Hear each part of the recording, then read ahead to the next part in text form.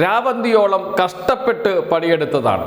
എങ്ങനെയെങ്കിലും UDFനെ വിജയിപ്പിക്കണം. അതിന് ഏത് വഴിയും സ്വീകരിക്കാം. മുസ്ലിം വോട്ട് ഏകീകരിപ്പിക്കുന്നതിന് വേണ്ടി നല്ല ഇടപെടൽ നടത്തി. അതിന് CPMന് BJPയുമായി ബന്ധമുണ്ട് എന്ന് ആരോപിച്ച് അത് പ്രചരിപ്പിച്ച് അത് മുസ്ലിം വോട്ട് ഏകീകരിപ്പിക്കുന്നതിന് വേണ്ടി ഉപയോഗിച്ചു. അതിൽ വിജയിക്കുകയും ചെയ്തു. ഇങ്ങനെയൊക്കെ പ്രവർത്തിച്ച ഒരു വിഭാഗമുണ്ട്. ഒന്ന് ജമാഅത്തെ ഇസ്ലാമിയാണ്, രണ്ട് സമസ്തയിലെ മുസ്ലിം ലീഗിനെ അനുകൂലിക്കുന്നവരാണ്. ഇപ്പോൾ അവർ തന്നെ പറയുന്നു ഇത് വലിയ കഷ്ടമായി പോയി എന്ന്, ചെയ്തതെല്ലാം തെറ്റായിപ്പോയി എന്ന്. പ്രത്യക്ഷത്തിൽ അങ്ങനെ പറയുന്നില്ല എന്ന് മാത്രമേ ഉള്ളൂ. UDF വിജയിച്ചു.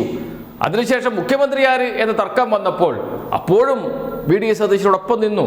VD സതീശനെ മുഖ്യമന്ത്രിയാക്കിയില്ലെങ്കിൽ കേരളത്തിൽ വലിയ പ്രതിഷേധങ്ങൾ ഉയരും എന്ന് പറഞ്ഞു വെക്കുകയും ചെയ്തു. അങ്ങനെ കഷ്ടപ്പെട്ടതാണ് മുസ്ലിം ലീഗ്, ജമാഅത്തെ ഇസ്ലാമി, മുസ്ലിം ലീഗിൻ്റെ വോട്ട് ബാങ്കായ സമസ്ത തുടങ്ങിയ സംഘടനകൾ.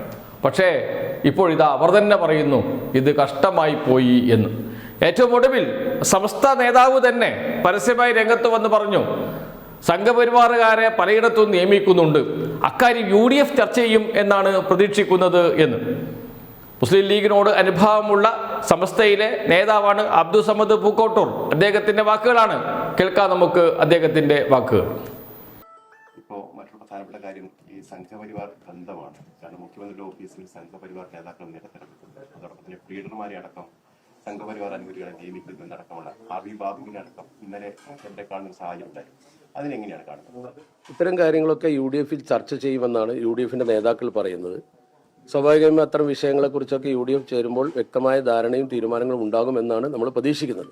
സമസ്ത അധ്യക്ഷനെയും സമുദായത്തെയും അധിക്ഷേപിച്ചു എന്ന പരാതിയിൽ RV ബാബുവിനെതിരെ കേസ് നിലനിൽക്കുന്നുണ്ട്. ആ ഘട്ടത്തിലാണ് കേസ് നിലനിൽക്കുകയാണ് മുഖ്യമന്ത്രി RV ബാബുവിനെ സന്ദർശിപ്പിക്കുന്നത്. ഗൗരവമല്ലേ? സമസ്തയുടെ അധ്യക്ഷനെ ആക്ഷേപിക്കുകയാണെങ്കിൽ അത് ഗൗരവമുള്ള വിഷയം തന്നെയാണ്. ആ വിഷയത്തിൽ നിയമപരമായ വ്യവഹാരങ്ങൾ നടക്കുന്നു. ആ വ്യവഹാരത്തിന്റെ തീരുമാനം എന്താണ് വരുന്നത് നമ്മൾ പ്രതീക്ഷിക്കുന്നുണ്ട്.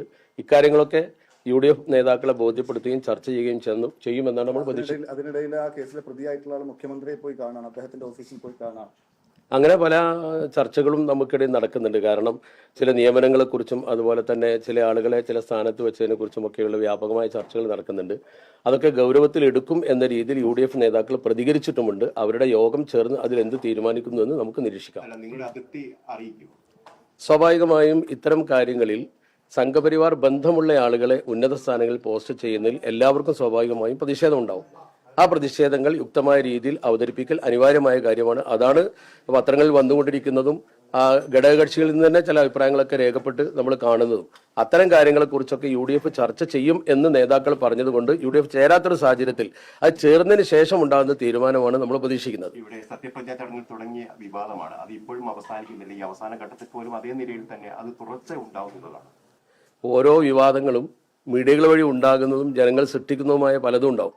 വസ്തുതകൾ എന്താണ് എന്നുള്ളത് അടിസ്ഥാനപരമായി പരിശോധിക്കുമ്പോൾ മാത്രമേ നമുക്ക് ബോധ്യപ്പെടൂ. ഒരു കാര്യം തീർത്ത് പറയാം, സംഘപരിവാറുമായുള്ള ഈ ഇത്തരത്തിലുള്ള വ്യാപകമായ പ്രചരണം നടക്കുന്ന രീതിയിലുള്ള കാര്യങ്ങളാണ് നടക്കുന്നതെങ്കിൽ ഞാൻ മനസ്സിലാക്കുന്നത് UDF ഗൗരവത്തിലെടുക്കുമെന്നും ചർച്ച ചെയ്യുമെന്നും അതിന് തീരുമാനമുണ്ടാകുമെന്നുമാണ് പ്രതീക്ഷിക്കുന്നത്. പ്രത്യേകിച്ച് നമ്മുടെ മുഖ്യമന്ത്രി നേരത്തെ വളരെ കൃത്യമായി അത്തരം കാര്യങ്ങളെക്കുറിച്ചൊക്കെ അദ്ദേഹത്തിന്റെ അഭിപ്രായങ്ങൾ പരസ്യമായി തെരഞ്ഞെടുപ്പിന് മുമ്പ് തന്നെ പ്രസംഗിച്ചിരുന്നു. അങ്ങനെ സംഘപരിവാർ ബന്ധത്തെക്കുറിച്ചും അതുപോലെ തന്നെ കേരളത്തെ ഒരു വർഗീയതയിലേക്ക് കൊണ്ടുപോകാതെ ജനാധിപത്യ രീതിയിൽ സൗഹൃദപരമായി കൊണ്ടുപോകണം എന്നതിൽ നിശ്ചയദാർഢ്യതയുള്ളൊരു മുഖ്യമന്ത്രിയാണ് അദ്ദേഹം എന്ന് ബോധ്യപ്പെടുന്ന രീതിയിലുള്ള ഒരുപാട് പ്രഖ്യാപനങ്ങളും പ്രസംഗങ്ങളും ഒക്കെ അദ്ദേഹത്തിൽ നിന്ന് വന്നിരുന്നു. അതാണ് കേരളത്തിലെ ജനം അദ്ദേഹത്തെ സപ്പോർട്ട് ചെയ്തുകൊണ്ട് ഈ ഉന്നത സ്ഥാനത്ത് ഇരുത്താനുണ്ടായ സാഹചര്യം എന്നുകൂടി നമ്മൾ മനസ്സിലാക്കും. വ്യതിചലിച്ചിട്ടുണ്ടോ ഇല്ലയോ എന്ന് പരിശോധിക്കേണ്ടത് തീർച്ചയായും നമ്മുടെ കടമയാണ്. അതാണ് ഇപ്പോൾ UDF ചേർന്നുകൊണ്ട് അവർ ആ കാര്യത്തെക്കുറിച്ച് ചർച്ച ചെയ്യുമെന്ന് പറഞ്ഞപ്പോൾ നമ്മൾ പ്രതീക്ഷിക്കുന്നത്. ബന്ധപ്പെട്ടൊക്കെ കർശനമായ നടപടി ഉണ്ടാകുമെന്ന് പറഞ്ഞിരുന്നു. പക്ഷേ MR അജിത് കുമാറിനെതിരെ ഒരു നടപടിയില്ല എന്ന് മാത്രമല്ല അദ്ദേഹത്തെ സംരക്ഷിക്കുന്ന ഒരു നിലപാടാണ് സ്വീകരിക്കുന്നത്. അദ്ദേഹത്തിനെതിരെ അന്വേഷണം പ്രഖ്യാപിച്ച് അന്വേഷണം നടന്നതിന്റെ വാർത്തകളൊക്കെ പത്രത്തിൽ വന്നല്ലോ. അന്തിമ തീരുമാനം വന്നിട്ടില്ലല്ലോ. അത്തരം കാര്യങ്ങളെ കുറിച്ചൊക്കെ ഒരു അന്തിമ തീരുമാനം വന്നിട്ടല്ലേ നമുക്ക് പറയാൻ പറ്റൂ. ഈ PMCയിലെ മന്ത്രിസഭാ ഉപസമിതിയിൽ തന്നെ ഭിന്നാഭിപ്രായമാണ്. ഒരു മന്ത്രി അത് നടപ്പാക്കരുതെന്ന് പറയുന്നു, മറ്റു മന്ത്രിമാർ നടപ്പാക്കണം എന്ന് പറയുന്നു. നേരത്തെ LDF സർക്കാരിലൊപ്പം സമസ്ത ശക്തിയുക്തം എതിർത്ത പദ്ധതി കൂടിയാണ്. എന്താണ് നിലവിലെ നിലപാട്? അത് ഈ ഒപ്പുവെച്ചു എന്നതാണ് പ്രശ്നം എന്ന കാര്യം വളരെ നേരത്തെ തന്നെ എല്ലാവരും ചർച്ച ചെയ്യുന്ന കാര്യമാണ്. കാരണം ഗവൺമെന്റിന്റെ മുമ്പിൽ അങ്ങനെ ഒരു വിഷയം വന്നപ്പോൾ അത് ഒപ്പിട്ടത് കൊണ്ട് ചില ബാധ്യതകൾ തുടർ ഗവൺമെന്റിന് ഉണ്ടാകുന്നു എന്നാണ് വിദ്യാഭ്യാസ മന്ത്രി അടക്കമുള്ള ആളുകൾ പറയുന്നത്. മാത്രമല്ല, അങ്ങനെ ഒപ്പിട്ടതിനെ കുറിച്ച് ഗവൺമെന്റ് തന്നെ ഒഫീഷ്യലായി തീരുമാനിച്ചത്. അതിനുവേണ്ടി ആദ്യം കൃത്യമായി പറഞ്ഞാൽ മാർച്ച് മാസം 2024 മാർച്ച് 23 ഗവൺമെന്റ് ഒരു കമ്മിറ്റി കോൺസ്റ്റിറ്റ്യൂട്ട് ചെയ്ത് ആ കമ്മിറ്റിയുടെ പശ്ചാത്തലത്തിൽ അവരെടുത്ത തീരുമാനം കൃത്യമായി കേന്ദ്രത്തിന് മറുപടി നൽകിയത്. ഇങ്ങനെയാണ് കാണുന്നത്. അവർ പറയുന്നത് ആ കമ്മിറ്റി രൂപീകരിച്ചു.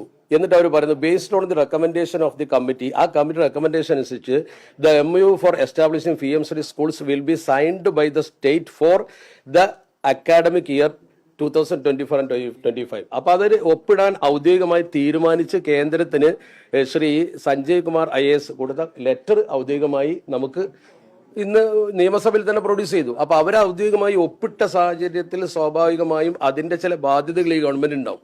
അവിടെ ഗവൺമെന്റ് പറയുന്നത് പാഠ്യപദ്ധതിയിൽ സംഘപരിവാർ ഉദ്ദേശിക്കുന്ന രീതിയിലുള്ള നമ്മുടെ രാഷ്ട്ര നായകന്മാരെയൊക്കെ മാറ്റി നിർത്തുന്ന സംഘപരിവാറിനെ പ്രോത്സാഹിപ്പിക്കുന്ന സമീപനം വരാതിരിക്കുവാനും, അങ്ങനെ വന്നാൽ സ്റ്റേറ്റ് ഗവൺമെന്റ് സ്വന്തമായി പാഠ്യപദ്ധതി ഒരുപക്ഷെ നടപ്പാക്കേണ്ടി വരും. അവരുടെ നിർബന്ധത്തിനുള്ള പാഠ്യപദ്ധതി നടപ്പാക്കുമ്പോൾ യഥാർത്ഥം എന്താണെന്ന് പഠിപ്പിക്കേണ്ടി വരും. അപ്പൊ അതിന് പാഠ്യപദ്ധതി തീരുമാനങ്ങളിൽ ഗവൺമെന്റിന് കൃത്യമായ സ്വാതന്ത്ര്യം ലഭ്യമാകത്തക്ക വിധമുള്ള ഒരു സമീപനം എടുക്കുമെന്നാണ് നമ്മൾ പ്രതീക്ഷിക്കുന്നത്. അവിടെ നമ്മൾ പ്രതീക്ഷിക്കുന്നത് ഗവൺമെന്റ് ഇപ്പോൾ ഈ ഗവൺമെന്റ് അതിനൊരു കമ്മിറ്റി കോൺസ്റ്റിറ്റ്യൂട്ട് ചെയ്തിട്ടുണ്ട്. അവർ യോഗം ചേർന്ന് ഉടനെ തീരുമാനിക്കുമെന്ന് 2 ദിവസം മുമ്പ് വിദ്യാഭ്യാസ മന്ത്രി പറഞ്ഞിട്ടുണ്ട്. ആ കമ്മിറ്റിയുടെ തീരുമാനമാണ് നമ്മൾ ഈ കാര്യത്തിൽ പ്രതീക്ഷിക്കുന്നത്. അതായത് പാഠ്യപദ്ധതിയെ സംസ്ഥാന സർക്കാരിന് അധികാരമുണ്ടെങ്കിൽ, അത് നിയന്ത്രിക്കാൻ അധികാരമുണ്ടെങ്കിൽ പ്രശ്നമില്ല എന്നാണ്. പാഠ്യപദ്ധതിയിൽ നമ്മളെ സംബന്ധിച്ചിടത്തോളം ഇതുകൊണ്ട് വരാൻ പോകുന്നത് കേന്ദ്രത്തിന് ഫണ്ട് ലഭിക്കുന്നു. ഏതൊരു പദ്ധതിയാണെങ്കിലും അതിൽ മെറിറ്റും ഉണ്ടാവും, ഡിമെറിറ്റും ഉണ്ടാവും. ഇതിൽ കുറെ ഫണ്ട് ലഭിക്കുമ്പോൾ വിദ്യാഭ്യാസ രംഗത്ത് പുരോഗതിപ്പെടുത്താൻ ആവശ്യമായ കാര്യങ്ങളോടൊപ്പം തന്നെ സംഘപരിവാറിന്റെ അജണ്ട കൊണ്ടുവരലാണ് ഉദ്ദേശമെങ്കിൽ ആ സംഘപരിവാർ അജണ്ടകൾ നടപ്പാക്കുന്നതിനെതിരെയുള്ള പ്രതിരോധ പ്രവർത്തനങ്ങളാണ് ഈ കമ്മിറ്റി ആലോചിച്ച് നടപ്പാക്കുക എന്നാണ് നമ്മൾ മനസ്സിലാക്കുന്നത്. ഇത് ഒപ്പിട്ടുവെങ്കിലും ഇത് നടപ്പാക്കാതിരിക്കാൻ, ഈ സ്കൂളുകളുടെ ലിസ്റ്റ് കൈമാറാതെ ഇരിക്കാം, അങ്ങനെ ആ നിലയ്ക്ക് പല നടപടികൾ സ്വീകരിക്കാമെന്ന് സുപ്രഭാതത്തിലെ എഡിറ്റോറിയൽ ഉണ്ടായിരുന്നു. സുപ്രഭാതത്തിൽ തന്നെ വാർത്തയുണ്ടായിരുന്നു. നടപ്പാക്കാതെ ഇരിക്കാൻ അതിനുള്ള മാർഗങ്ങൾ പറഞ്ഞു. അപ്പൊ ആ നിലയ്ക്ക് അങ്ങനെ ഒരു മാർഗം ഈ വിഷയത്തിൽ വിദഗ്ധർ 2 അഭിപ്രായങ്ങൾ പറയുന്നുണ്ട്. ഇത് 2027 വരെ നീട്ടിക്കൊണ്ടുപോയി അതിന് പിന്മാറാൻ വകുപ്പുണ്ട്. അതുപോലെ തന്നെ ഇത് ഒപ്പിട്ടുവെങ്കിലും നടപ്പാക്കാതെ സ്വാഭാവികമായും ഇങ്ങനെ മുന്നോട്ട് കൊണ്ടുപോകാൻ കഴിയുമോ കഴിയില്ല എന്നതിനെക്കുറിച്ച് നിയമപരമായ വിഷയങ്ങൾ പരിശോധിക്കേണ്ടതുണ്ട്. കാരണം PM-Shriയുടെ അല്ലാത്ത ഫണ്ട്, ഔദ്യോഗികമായി കൈമാറേണ്ട ഫണ്ട് തന്നെ ഇത് ഒപ്പിട്ടെങ്കിലേ തരൂ എന്നൊരു നിർബന്ധ ബുദ്ധി കേന്ദ്രം ചെലുത്തിയതിന്റെ പശ്ചാത്തലത്തിലാണ് ഒപ്പിടേണ്ടി വന്നത് എന്നാണ് കഴിഞ്ഞ ഗവൺമെന്റ് പറഞ്ഞിട്ടുള്ളത്. അത് ആ വസ്തുത നിലനിൽക്കുമ്പോൾ തന്നെ ഒരു ഫെഡറൽ സംവിധാനത്തിൽ ഒരു സംസ്ഥാന ഗവൺമെന്റിന് കൊടുക്കാനുള്ള കാശ് അല്ലെങ്കിൽ അതിന്റെ ഫണ്ട് ഈ PM-Shriയുടെ ഫണ്ട് അല്ലാത്ത സ്ഥിതിക്ക് അത് നൽകണമെങ്കിൽ ഇതിൽ ഒപ്പിടണം എന്ന നിർബന്ധ ബുദ്ധി ചെലുത്താൻ പാടുണ്ടോ ഇല്ലയോ എന്ന വിഷയം വളരെ ഗൗരവപരമായി കോടതി അടക്കം അതിൽ ഇടപെട്ട് തീരുമാനിക്കേണ്ട കാര്യമാണ്. അത് ഭരണഘടനാ വിഷയവും കൂടിയാണ്. അപ്പൊ ഇതിൽ നിന്ന് പിന്മാറാൻ കഴിയുമോ ഇല്ലയോ എന്നത് നിയമപരമായി പരിശോധിക്കേണ്ട ഒരു കാര്യമാണ്. അഭിപ്രായങ്ങൾ പറയേണ്ട കാര്യമല്ല. ആവശ്യമെങ്കിൽ കോടതിയിൽ പോയി ഇത് റദ്ദാക്കണമെന്നുള്ള കാര്യങ്ങളിൽ കേന്ദ്ര സർക്കാർ ഇതിന്റെ വ്യവസ്ഥകൾ പാലിക്കാൻ തയ്യാറല്ലെങ്കിൽ കോടതിയെ സമീപിക്കണം. അന്തിമമായി നമുക്ക് സമീപിക്കാനുള്ളത് കോടതിയാണ്. 1. 2, എന്തൊക്കെ പറഞ്ഞാലും കേന്ദ്രത്തിൽ നിന്ന് ഒരു സംസ്ഥാനത്തിന് ലഭ്യമാകേണ്ട ഫണ്ട് അത് ആരുടെയും വ്യക്തിപരമല്ല, മറിച്ച് അത് രാഷ്ട്രത്തിന്റെ സ്വന്തമായ സ്വത്താണ്. അതൊരു സംസ്ഥാന ഗവൺമെന്റ് വികസനത്തിന് വേണ്ടി നൽകേണ്ടത് അനിവാര്യമാണ്. ഏത് പാഠ്യപദ്ധതി വരുമ്പോഴും പുതിയ പുരോഗതി വരുമ്പോഴും. പക്ഷെ അതിന്റെ മറവിൽ രാഷ്ട്രത്തിന്റെ മതേതര സ്വഭാവത്തെ ഹനിക്കത്തക്ക വിധത്തിലുള്ള പാഠ്യപദ്ധതികൾ നടപ്പാക്കാനാണ് ശ്രമിക്കുന്നതെങ്കിൽ അത് തീർത്തും അപകടകരമാണ്. അത് ചെറുക്കാൻ എല്ലാ ഗവൺമെന്റിനും തീർച്ചയായും ബാധ്യതയുണ്ട്. അക്കാര്യത്തിൽ ജനങ്ങളുടെ അഭിലാഷം, അതുപോലെ തന്നെ ജനാധിപത്യത്തിന്റെ അവകാശം, ഇതൊക്കെ പാലിക്കപ്പെടണം. ആരോപണമായിട്ട് ഉയർത്തിയിരുന്നത്. അപ്പൊ അതിനെതിരെ ശക്തമായ നിലപാടെടുത്തുകൊണ്ടാണ് UDF അധികാരത്തിൽ വരുന്നത്. പക്ഷെ ഇപ്പൊ നമ്മൾ കാണുന്നത് സംഘപരിവാർ നേതാക്കന്മാരൊക്കെ മുഖ്യമന്ത്രിയുമായി വേദി പങ്കിടുന്നു, അവരുമായിട്ട് ആ രീതിയിലുള്ള ബന്ധം തുടർച്ചയായിട്ട് കണ്ടുകൊണ്ടിരിക്കുന്നത്. അപ്പൊ നമ്മൾ പ്രതീക്ഷിച്ച ഒരു പ്രതീക്ഷക്ക് മംഗലേറ്റോ?